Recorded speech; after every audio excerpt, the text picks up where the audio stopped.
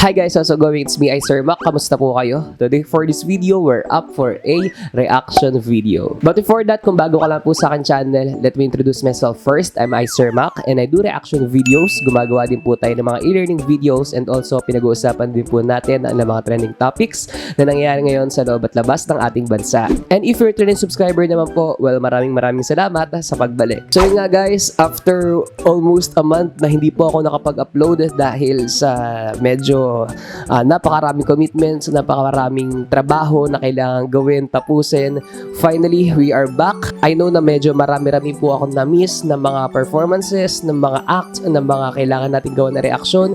Kaya naman, although nakakapanghinayang, pero yun, at least, di ba, nakakabalik pa rin tayo. And yun guys, konting kwento lang po muna. Actually, kaya ako medyo matagal na hindi po nakapag-upload ay dahil sa medyo pinagdaanan ko pong battle, preparation sa akin ni God regarding sa aking trabaho. So, medyo nag-focus po muna ako doon and sabi ko sa sarili ko na kailangan one at a time muna, makapag-isip muna ng tamang solusyon, tamang pagdidesisyon. So, doon po muna ako nag-focus sa halos buong buwan ng Mayo for the whole month of May. And then, finally, ito, nung nagsimula na ulit yung June, na-miss ko mag-YouTube, na-miss ko mag-shooting dito, and yun, sabi ko, kailangan makapag-reaction video na ulit tayo. And alam nyo ba guys, ang isa sa lagi ko sinusubaybayan every Sunday or actually every weekends ay itong Your Face Sounds Familiar. And I'm so happy kasi yung dalawa sa bet ko doon na mga nagpe-perform, yung mga nanggagaya ay nanalo. So I'm talking about Klarisse de Guzman and grabe, super grabe yung performance niya rito as Patti La Belle sa kanya sa grand showdown ng Your Face Sounds Familiar. Trivia lang guys, alam nyo ba na halos nung napanood ko yung original performance ni Patti neto, hindi pa man ito na perform ni Klarisse, ay halos araw-araw ko lagi yung binabalikan kasi galing na galing talaga ako kay Miss Patti La Belle. Even the sikat ng mga Hollywood singers like Mariah Carey, Whitney Houston, ay idol na idol din si Patti La Belle. So kumbaga parang siya ngayon pinaka-queen of all singers nga raw, sabi. So yun, nagulat ako na ito yung magiging performance ni Klarisse and first time ko itong mapapanood, kaya naman tara, without further ado, let's make a reaction video. Disclaimer lang guys, we need to cut some parts of the video para iwas copyright. If you wish to watch the full video, ilalagay natin ang link sa description box. So tara, Klarisse de Guzman as Patti La Belle. Ay wow! Teka lang guys, yun yung itsura ni, parang nung gumanon siya, hawig niya agad si Patti La Belle and yan din yung suot ni Patti nung pinerform nito. Somewhere Over the Rainbow.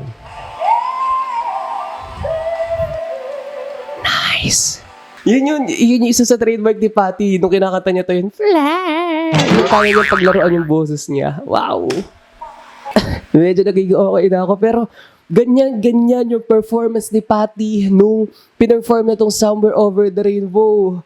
Tignan natin mamaya, may parang ano pa nga dun yung mic stand ay igaganon niya. Tignan natin.